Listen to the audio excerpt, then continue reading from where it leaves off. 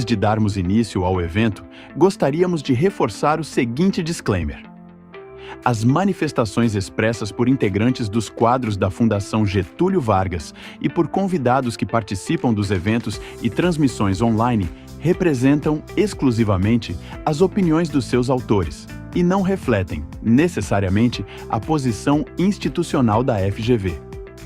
Após este vídeo de aviso, solicitamos a autorização para o uso da imagem e da voz dos palestrantes mediante manifestações de concordância, tais como um aceno de cabeça ou outro gesto de aprovação.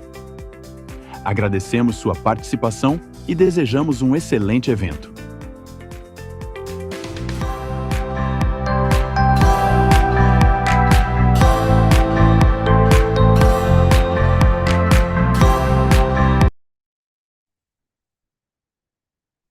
Welcome, everyone. My name is Julia Maciel, and I'd like to thank you for joining us for today's webinar on Brazil-Japan relations at a crossroads, strategic scenarios across the Atlantic and Indo-Pacific regions.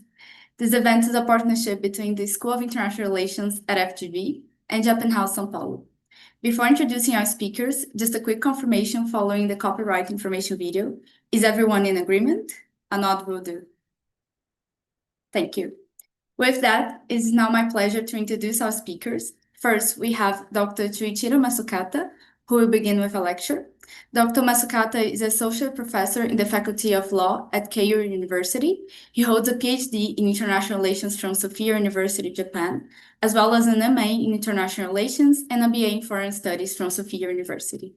His research focuses on international relations and environmental politics, with particular interest in climate change policy and global governance. Following his lecture, we will have commentary from Dr. Daniel Rio Tinto, who is teaching professor of international relations at FGV. He holds a PhD in political science and international studies from the University of Birmingham, an MA in political science and international relations from Nova, University of Lisbon, and a BA in international relations from PUC-Rio. His research focuses on international security, especially political violence, and interstate conflict. After that, we'll have a Q&A session with questions from the audience. There's a Slido link in the YouTube chat where you can submit your questions. Before we begin, I'd like to invite the President of Japan House São Paulo, Mr. Carlos Rosa, to offer his opening remarks. Mr. Rosa, thank you very much for being here and for the continued collaboration with FGV. Please, the floor is yours. Thank you, Julia. Thank you very much for your introduction. First of all, I'd like to thank you very much, Professor Shuichiro Masukata from Keio University and Professor Daniel Rio Tinto here from FGV and all FGV staff that, due to their hard work, made this seminar, this webinar possible. Well, for Japan House São Paulo, it's a pleasure to be here on this event. Japan House São Paulo is an institution that has at its main objective to present Japan in Latin America. There are 3 Japan houses in the world, one in São Paulo, one in London, and one in Los Angeles. And Japan House São Paulo was the first one to open its doors in 2017. So we are 9 years on the road presenting Japan here in Latin America. Physically, we are at the Paulista Avenue in São Paulo, Paulista Avenue number 52. But we are also very much advanced in our social media, our website, our Facebook, LinkedIn, Instagram, and all these social medias. And perhaps people knows more about Japan House by our exhibitions, but we also are. It's our mission to show Japan of all aspects, not just artistic exhibitions, but also events related to gastronomy, to tourism, to technology, to sports, dance, music, and also discuss these important subjects like webinars like this one. So for us, it's a pleasure to be here. Personally, I'm very interested in listening to Professor Masukata about their opinion and to see the counterpoint of Daniel Rio Tinto from a Brazilian perspective. So I would like again to thank you very much for all our audience to be here, and I wish all of us a good event. Thank you very much. Thank you. Professor Masukata, you may begin your lecture. Okay, so let me share my slide.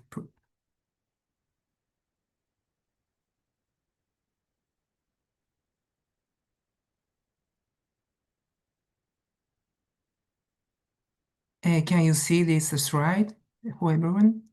Yes. Okay, so let me begin. So thank you very much for the kind introductions, Julia, and thank you to all the FJV and to all the colleagues joining today. So it is a great pleasure to have an opportunity to discuss Brazil-Japan relation with the Brazilian audience. In my setting, this relationship is introduced through its historical and human dimensions like Nikkei community and Japanese pop culture like manga or anime. And of course, that those dimensions remains very important. However, today I would like to approach the topic from the somewhat different angle. As the subtitle suggests, I am interested in strategic scenarios around the Atlantic and the Indo-Pacific regions, but I would like to do so in a way that begin with Brazil's and Japan's themselves, and only then widens the conversations. So the aim of this talk is not to replace the familiar story, but to the open, a somewhat different one. A story about the practical cooperation and the international situations.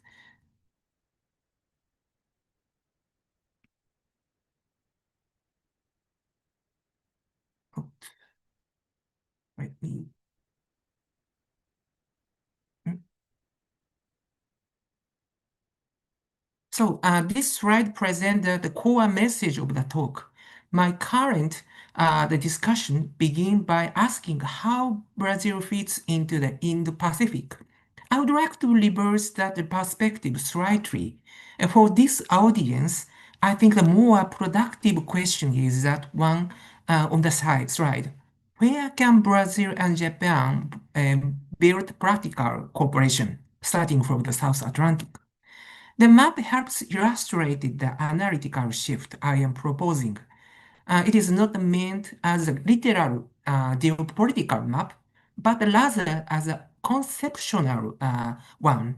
On the left-hand side, when the relationship is framed simple as WHOIP plus Latin America, but its receptivity tends to be limited. In much of Latin America, WHOIP can sound geographically distant, externally framed, and not always closely connected to regional priorities.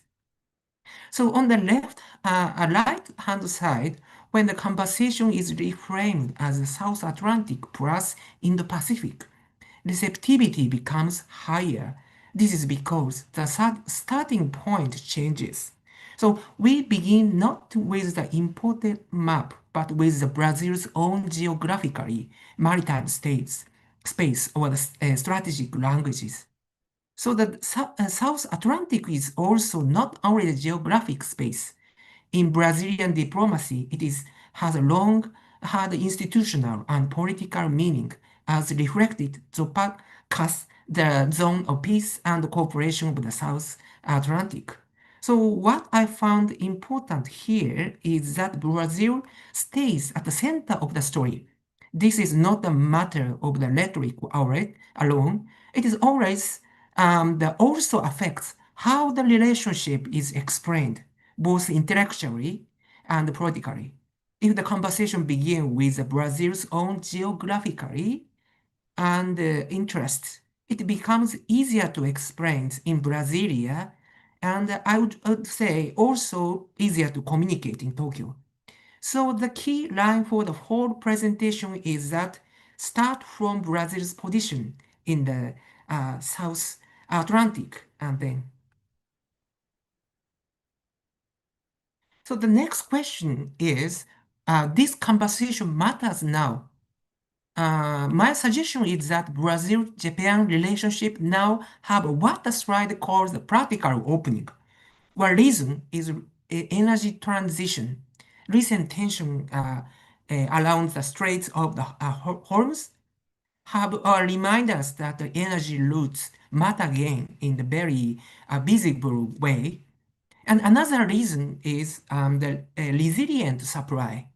if we think about the grains, beefs, soils, and critical minerals, the issue today is not simple trade volume and reliable delivery. And so the third reason is what I would call strategic room to act. So the developments involving the Venezuela, the Iran, and the broader US and China relationship all increase the value of having rooms for the maneuver and diversified partnership. So when the slide said that this relationship now looks useful, not only friendly, I think that is exactly the point. So the relationship is still historically friendly, but currently conditions allowed us to discuss it more practical one. So this is why I suggest that the South Atlantic is a more effective starting point. But of course, the starting point matters only if it is the opens up the more convincing and practical agenda. This is the analytical starting point I'd like to emphasize. The South Atlantic is where Brazil's already speaks with confidence. I think this frames a word like this frames works well for several reasons. The first, it connects directly to trade, energy, routes, and resources that Brazil's already treated as important. The second, it allows Brazil to speak from the own geography, like rather than for an imported level like Western Hemisphere or the third world or global South and so on. The South Atlantic is also not only a geographic space. In the Brazilian diplomacy, it has already the institutional and political meaning as already mentioned, the Zopacas. And the third, it makes maritime space more visible. And once we begin from the South Atlantic, the route towards the Indo-Pacific becomes easier to explain. And finally, as the slide notes, and there is also an audience effect. It sounds more grounded, more Brazilian, and less imported from outside. So I would summarize this slide very simple. And once again, start from Brazil's own geography and strengths, and then build the broader strategic discussions. Right now. So if we begin from Brazil, then the next question that becomes, what does Brazil gain, and why does Japan fit well in this story? On the Brazilian side, I would highlight the three gains shown on the slide. The first one is long-term investment that states. The second is technology and industrial upgrading. And the third is cooperation without pressure to choose the size. In the more polarized international environment, the third point matters a great deal. On the Japanese side, the slide used the phrases a comfortable partner. In the spoken terms, I would interpret that as partner associated with trust-rate delivery in the finance, infrastructure, and standard. So with continuity and implementation, and with agenda that is relatively easy to present through energy, industrial, and connectivity. So this is also supported by the official bilateral framework and the strategic and global partnership action plan for 2025 to 2030, together with the ISFM, give these corrections relationship more the concrete agenda around sustainable fluids, mobilities, and ports and airports. So the bilateral value here is not the abstract, as you already know that it is already be institutionalized. So this leads to the practical agenda of this talk. I focus on these three areas, not because they exhausted the relationship, but because they are relatively easy to explain and easy to remember. The first is clean energy and green industry. The second is reliable supply and industrial corporations. The third is port, sea routes, and ocean corporations. So what I'd like to say about this structure is that it moves us away from the very, general diplomatic vocabulary and toward more tangible sectors. And it also gives us the simple set of memory words which appear at the bottom of the slide, the energy, industrial, and connectivity. So the rest of the talk is organized around those three areas. Let me begin with clean energy and green industry. The other slide suggests this is probably the easiest enter point because it speaks at once to growth, resilience, and technology. The Brazil brings scarce ethanol and transition fuels. On the contrary, the Japan brings technology, finance, and delivery. So concrete example of the slide helps makes this visible. One is a Toyota hybrid flex fuel prototype presented in the São Paulo in 2018. And the other is the ISFM in 2025, which moves sustainable fuels and mobility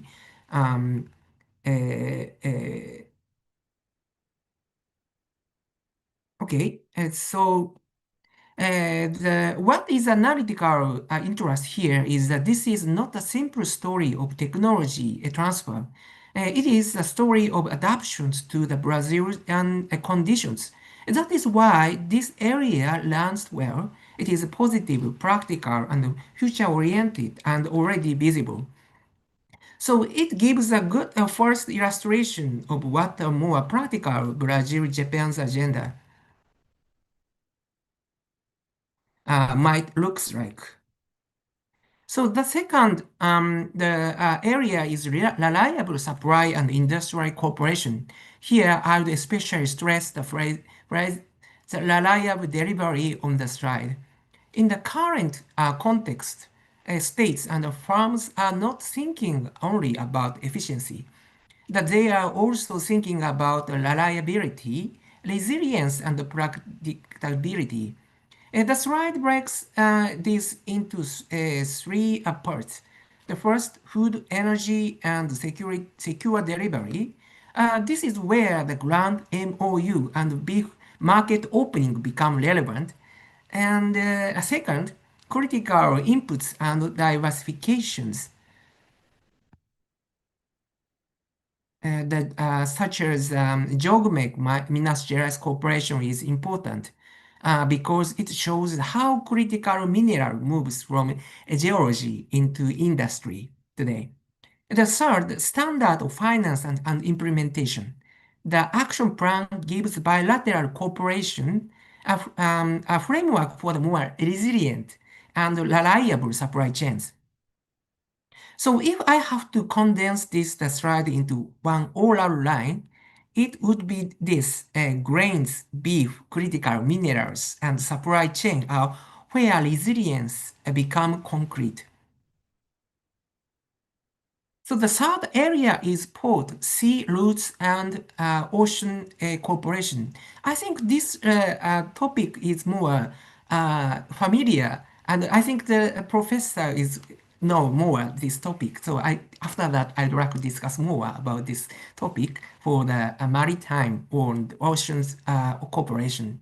For example, this is where the South Atlantic framing become especially useful for India, Brazil, and Japan's relationship.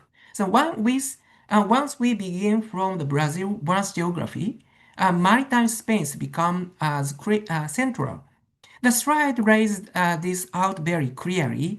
Southern Atlantic and the ports, Cape routes and the Indian Ocean, the East Asia and the hubs, and finally project and delivery.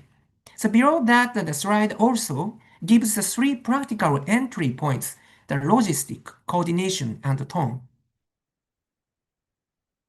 The logistic means thinking about Santos, the Cape route, and the shipping links. The coordination means port links, the data sharing, and the customs.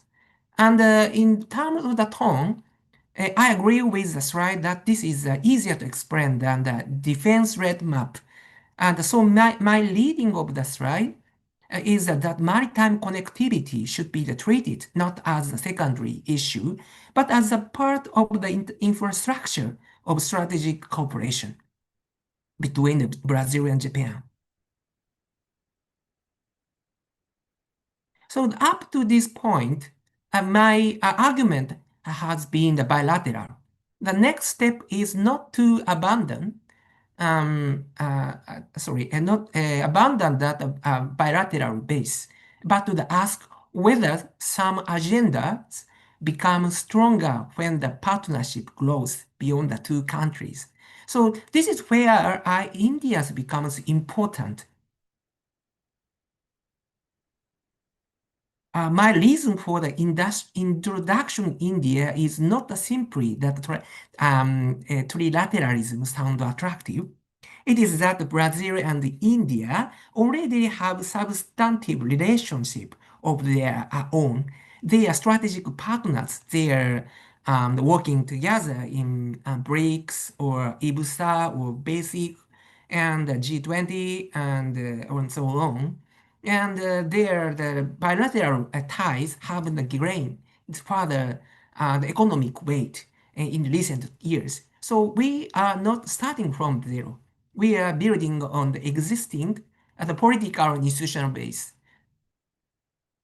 So that it matters because some projects need more scale, some sectors work better with a wider supply networks, and some agenda gain legitimacy when another major emerging power is involved. In that sense, India should be seen not as a decorative addition, but the partner that can make some Brazil-Japan agenda more operational. So the bilateral relationship remains that starting point, but in the selective areas, widening the framework may improve practical visibility. So why India in particular? I would suggest three reasons. The first, India adds scales. The Brazilians and the Indian economies already interact at a significant level, and bilateral trade has expanded strongly. The second, the India added policy experience in sectors that are central to my argument today, and especially energy transitions and biofuels, food systems, industrial development, and the strategic technology like the AI, such as today. And third, India's widens the conversation with forcing it into the narrowest security-centered vocabulary. And what is especially important for the presentation is that Brazil-India cooperation already overlaps with the sector I have been discussing. The 2025, the India-Brazil joint settlement identified food and natural nutritional security, the energy transitions, and climate change, and industrial partnership in the strategic areas as priorities, pillars for the next decades. So the India is not the abstract third actor. So I would frame India in the fairly modest but in the practical way. So not as a slogan, but as the substitute for the Japan, but as a country that can widen the Brazil-Japan agenda where wider scale and coordination actually are useful. So this slide added the one important reason why India matters in my arguments. The Brazil-India trade is no longer marginal. That the issue is not whether there is a scale, but what kind of the scale it is. Indeed, the structure is still uneven. But Brazil's mainly exported commodity to India, especially crude oil, soybean oils, and low sugar, and cotton and iron ore. India, by contrast, exported more manufactured and chemical-intensive goods to Brazil, including petroleum products, agrochemicals, and pharmaceutical and engineering products. So the key point is that this is the fast-growing the South-South trade, but it still follows and commodities and manufacturers pattern. So that is the precisely why India relevant to the wider agenda on energy, food systems, and industrial resilience. So if that is case, what would Brazil-Japan-India cooperation looks like more in practical? I would suggest there are the scenarios. The first is energy transitions. And this is perhaps the most convincing starting point because Brazil and India already have strong complementarities in areas such as biofuels, sustainable fuels, and broader climate relations cooperations against disasters or preventions.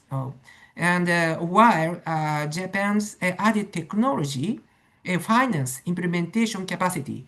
The second is industrial resilience, including food system, critical minerals, and standards and financing arrangements. And the third is maritime connectivity.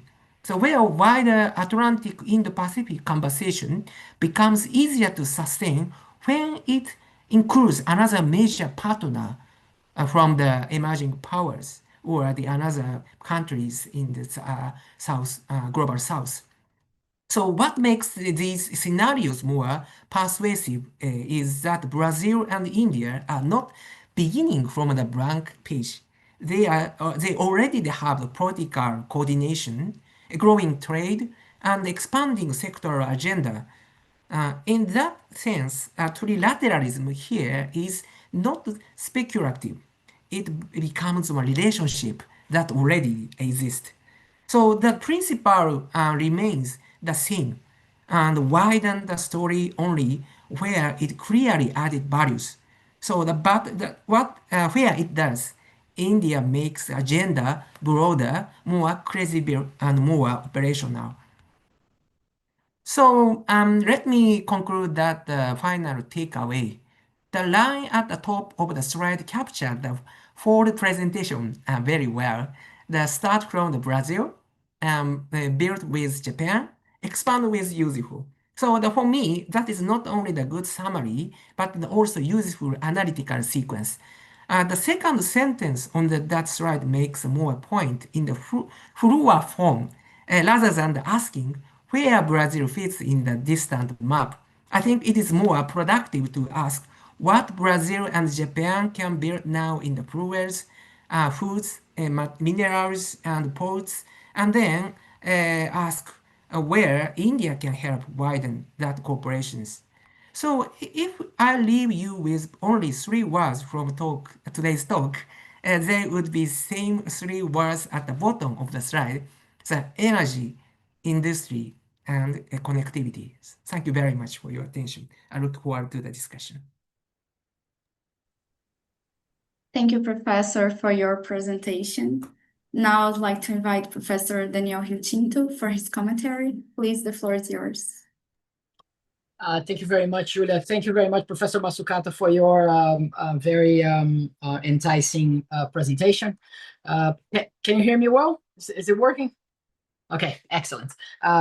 For your enticing presentation, I think this was a excellent blueprint of potentials for Brazil and Japan cooperation.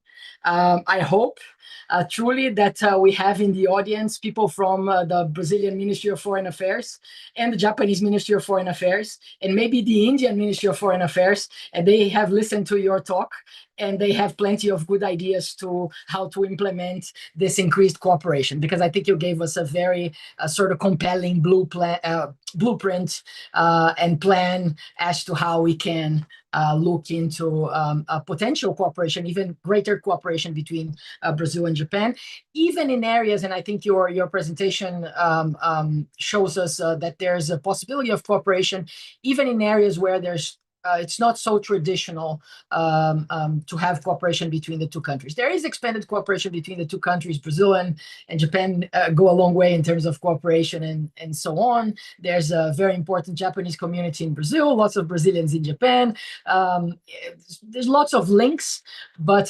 sustained cooperation especially in wider matters and wider political cooperation, it seems you're giving us a very good path towards that. I want to follow your presentation and try to give some comments and then maybe offer some ideas. I really like the way you framed FOIP, right? Free and open Indo-Pacific idea, in contrast or in as a sort of a mirror image of Zopacas, and I think that's a very good framing. I find it's a different geography, but a very similar idea in many ways. And so the idea behind Zopacas for the South Atlantic is a very similar idea in terms of FOIP. I think that tells a story about how Brazil and Japan think similarly about the value of trade, the value of economic resiliency, the value of good supply chain security, and that commerce and trade is a tool of development and of wider progress for countries. So and that seas, for that matter, are important places where that development and where that economic success happens, and that justifies FOIP and Zopacas in very, very similar ways. I was quite surprised to understand that this is something that I did not really know about the lack of receptivity that FOIP had in Latin America. I wouldn't expect that, but it's interesting. It's interesting to know, and maybe the bridge that you are offering of showing how similar it is in idea to Zopacas might be a way to try and dismantle or weaken that lack of receptivity. And I wonder if that's a way forward. For me, again, it makes a lot of sense understanding oceans and the shared space of oceans that connect our countries to the world. I think it's the same in Brazil. It's the same for Japan, as areas we would like to see as free, peaceful, accessible, and ready for trade and ready for navigation. So I believe, and I'm surprised, and I believe that this idea of economic resiliency as a way of framing for both FOIP and Zopacas these are very connected ideas, and ideas that make a lot of sense for me. So again, I'm quite surprised. I was surprised by your presentation. Given all of those things I'm saying, why it would be not so resilient. Of course, for Brazil, we live in a very peaceful environment. This is a very common. There's a very particular feature of Brazilian foreign policy and of Brazilian policy in general, this understanding that we live in a very peaceful neighborhood, and our corner of the world is an easy corner of the world to live, which also means that our engagement with ideas on security is also tricky at times.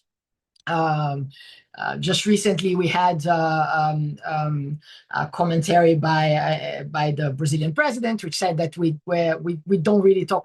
I think it was in India, saying we don't really talk too much about geopolitics when by meeting between presidents, and that was a very salient commentary. And I mean, not on the sense that geopolitics are not important, but that it's a way to say that the drive of the Brazilian foreign policy is, of course, trying to expand trade and trying to expand relationships that provide for economic success and trade expansion and economic expansion, rather than talking in terms of security. This is a talk that I think it's much easier in Japan. It's much more common. It's much more of the daily conversation in Japanese politics than it is in Brazil. Nonetheless, I think there's a great acknowledgement here that security is important, and that talking about the maritime security in the South Atlantic is a very important topic for Brazilians, as is the wider security of the seas everywhere in the world. And in that sense, I think that you also get very right, and I agree with you entirely, that the way framing security cooperation between Japan and Brazil through the lenses of trade and through the lenses of maritime security and through the lenses of resilient supply chains and high quality, high potential logistics, not only between the two countries, but between Asia and Latin America in general, is the kind of conversation that is more resounding in Brasilia and potentially in Tokyo. And I think that's conversation that enables, it's a keyword that enables both countries to engage with that topic without having to skirt issues that both countries may not want to engage directly. And in doing that, it's also creating great potential for delivering on development, on economic development, which is something that Brazil value greatly, but also increasing security and increasing political cooperation, which seems to me is one of the goals of the Japanese government. I think that in general, Brazil sees Japan as a very trustworthy partner and as a very sort of close partner, in the sense that Brazil and Japan share a lot of similar beliefs about how the world should work, the importance of institutions, multilateralism, international law, and all of those ideas, big ideas about how the world works. And I think this puts both countries in a very good position to work together. Besides all the cultural and even family and immigration connections that I have already mentioned. And with that, I'd like to move to the sort of second part of the commentary, which is trying to focus on your idea about a bilateral cooperation set that turns into a trilateral cooperation set with the inclusion of India. And again, I think that makes a lot of sense, right? So the big, obviously the big sort of the elephant in the room, or the elephant in the world, if we want, of course, in this conversation, is China. China is the greatest trading partner of Brazil,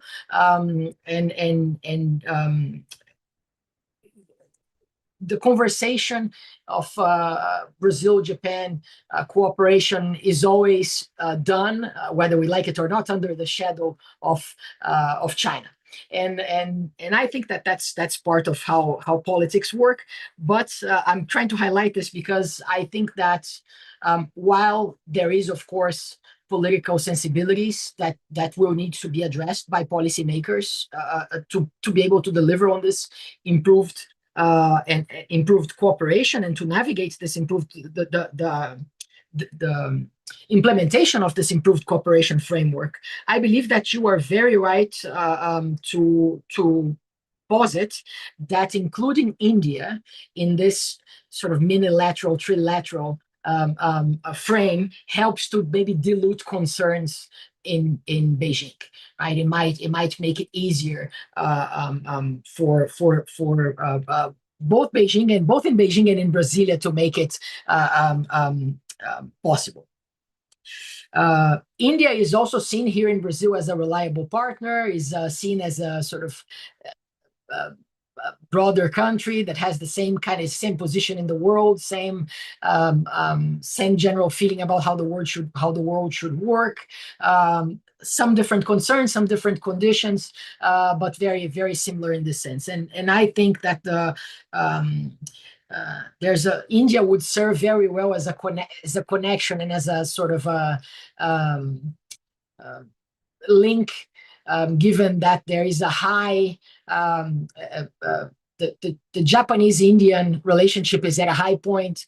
The Brazilian-Indian relationship is also at a high point, and I think that poses a great opportunity for that connection and for that interaction. Again, it's not only the fact that if we think maritime trade routes, India sits especially through the Cape route. India sits more or less in the not halfway, but it sits somewhere in the middle, and it would be an interesting partner. And geographically speaking, is a very obvious partner in this relationship, as is South Africa, which haven't been mentioned, but could also eventually be part of that conversation, and offers alternative route, offers an alternative, but also potentially very profitable route that connect those big countries. By the way, the Cape route is very interesting because it adds South Africa and consequently most of Africa, or a lot of the African continent, in this chain, right, in this logistical chain. So one could easily say, oh yeah, but why are you talking so much about the Cape route if we could do the Pacific route? And that's of course also worth of mention, that the many development of Pacific ports and increase of land-based routes between Brazil and the Latin American Pacific countries that would enable alternative routes, maritime routes to Asia. That's also very important, of course.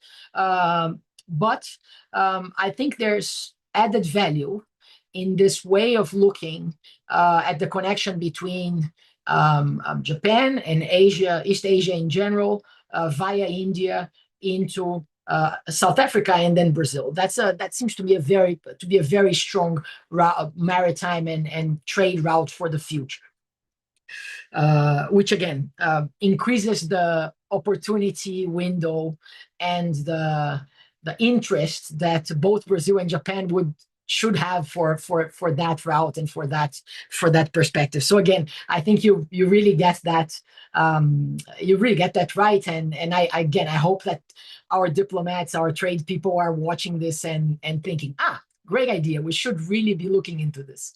I also think that this, again, it's not only geographical, it's not only about trade, but it's very importantly also about politics, right? As I mentioned, the relationship between Brazil and India and the relationship between India and Japan is they're both at highs, and I think that this gives a prime opportunity for this mobilization.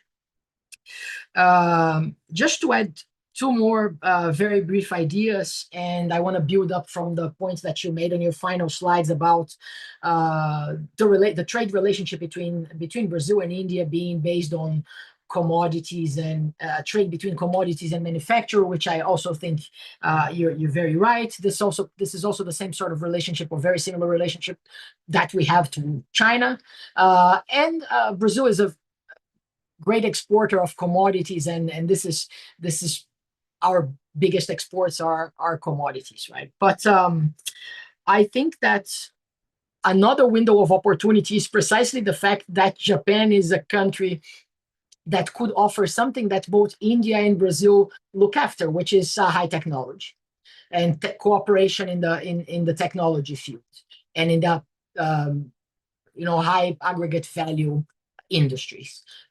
Automobile industry, which is already very popular. Japanese cars are quite popular in Brazil. Lots of factories here, and I really find that this is anecdotal information, but I really find that people here in Brazil, they look at Japanese cars and they find Japanese cars to be really trustworthy and of high quality. And I think that this would be something that would be very easily expendable. Not only for cars, but for technology and high value added products in general, right? Brazil is always seeking and has been always seeking for the longest time collaboration in technology development and in transfer of technology, right? So in that sense, I think Japan has a great opportunity to be seen by Brazil as a valuable partner that can deliver on those things. And just to finish, I want to mention, I think, 3 areas that I find, being someone that studies international security, being 3 areas where I find there's very, very great potential for cooperation between the 2 countries. One is, it's obviously defense. I think both Brazil and Japan has had a long history of building its own technologies and for defense, and not, even though Japan acquires military equipment, it procures military equipment from other countries, it has a strong history and a strong potential in developing defense equipment. I think that this is something that could be explored, and that is definitely underexplored between the 2 countries. Brazil is also trying and is also on a high trajectory in the defense sector. Big companies such as Embraer and a growing defense industry that seeks to build this native defense technology could benefit from partnership with Japanese companies. And companies, joint ventures between Japanese companies and Brazilian companies could be selling defense material all over the world and supplying our own needs of military, of defense, of the defense industry, which again, it's remarkable that right now, with the recent changes in the world, both Japan and Brazil have understood the requirements that they have in increasing their defense, their native defense capabilities. So I think that there's a strong opportunity there. Another strong opportunity, I think and also related, is on the space area. And we have exchanged about that before, but I think that the space area has high potential for cooperation. Brazil has excellent launching pad areas.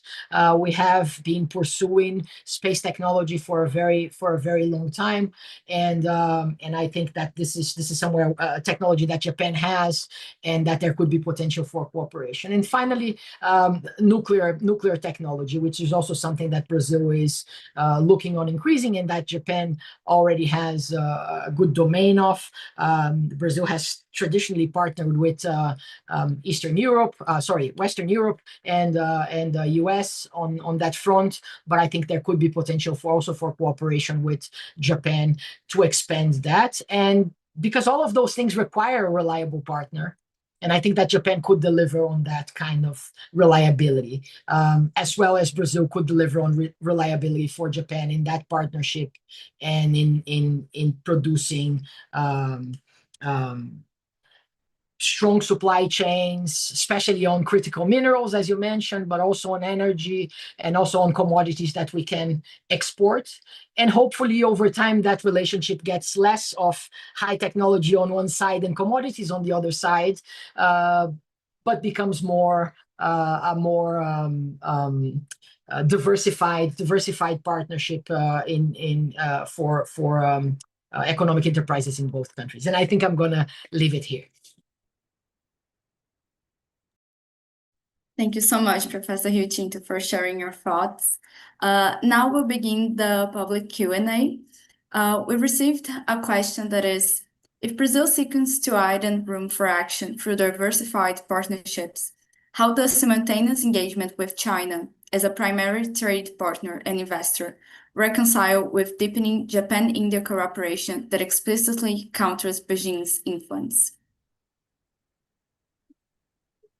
Can I respond to these points?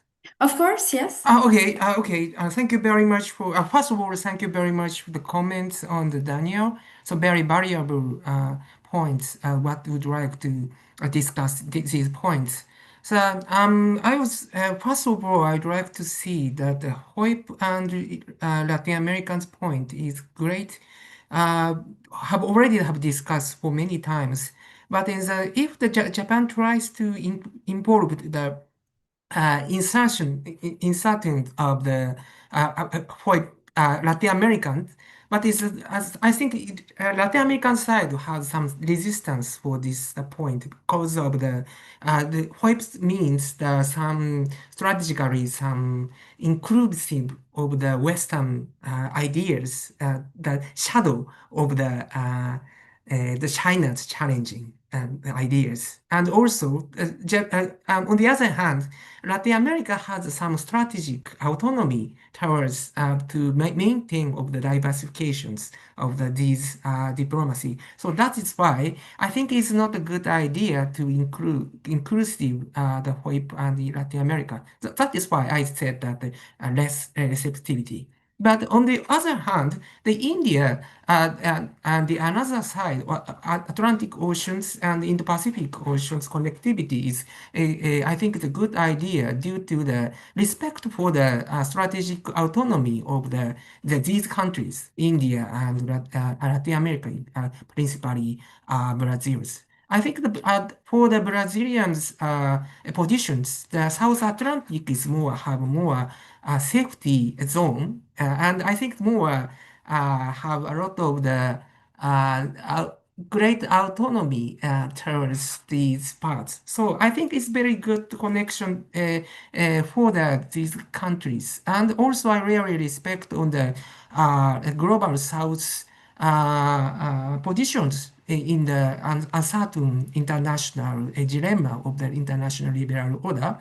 I have visited a lot of time into India as well. I think a lot of the commentator of the Indian side has we need more maximization of the interest. That's all. So I think India has not have a lot of the priority to the gaining of the in or alternative of the international liberal order. So these countries has maintained each autonomy of each scenarios. So that is why we would like to connectivity to respect all of the countries. So first of all, I would like to mention this. And also, Julia, please let me again more simply on the question of the audience, please. The India and China is how do you maintain? Let me. How does simultaneous engagement with China reconcile with deepening Japan-India cooperation that explicitly counters Beijing's influence? Yes, I really totally with idea with the comments. I think is that India and Japan has sometimes have a relationship the shadowing of the China, but so my idea is not to given some pressure towards China to maintaining India and Japan and Brazil's cooperations. So that is why I think it's not to mention about more security issues on that which we are talking on the discussion of trilateral lateral cooperation. On the other hand, we need more economic scenario. It's very good point to connectivities or trade cooperation is more relevant, which it does not have great pressure towards China. So we need more diversification and more autonomy which the country has already had. Thank you so much, Professor Masukata. Another question is, how can we integrate Japan into our thinking about South-South relations, given its close alignment with US foreign policy and recent political trends? Thank you very much. This is a great point I would like to ask some my ideas. The South-South cooperation is good to the more thinking towards the Japanese diplomacies as well. And one point is to the all of us the same international political and environment issues like climate change and food security ones. And even Japan has also had thinking on this part of the South Point. And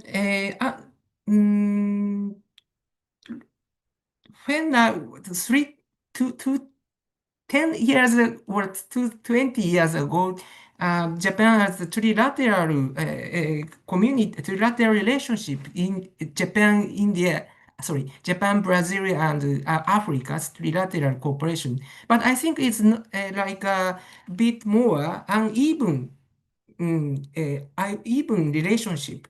So we need more respect for the autonomy towards to involve in the South-South cooperations. I think Japan's involvement is a bit more have to modified in the uncertainly international order. May I ask? It would be happy if I respond to these questions. Thank you so much, Professor Masukata. This was very interesting. Sadly, we are out of time, but I would Okay. like to thank you, both Professor Masukata and Professor Halichinto, for accepting our invitation to this webinar, and also thank the Japan House São Paulo for our continued partnership, such as a successful partnership. Thank you all so much for joining us today on this webinar, and see you on another opportunity. See you. See you. Thank you very much. Thank you very much for your great pleasure opportunity.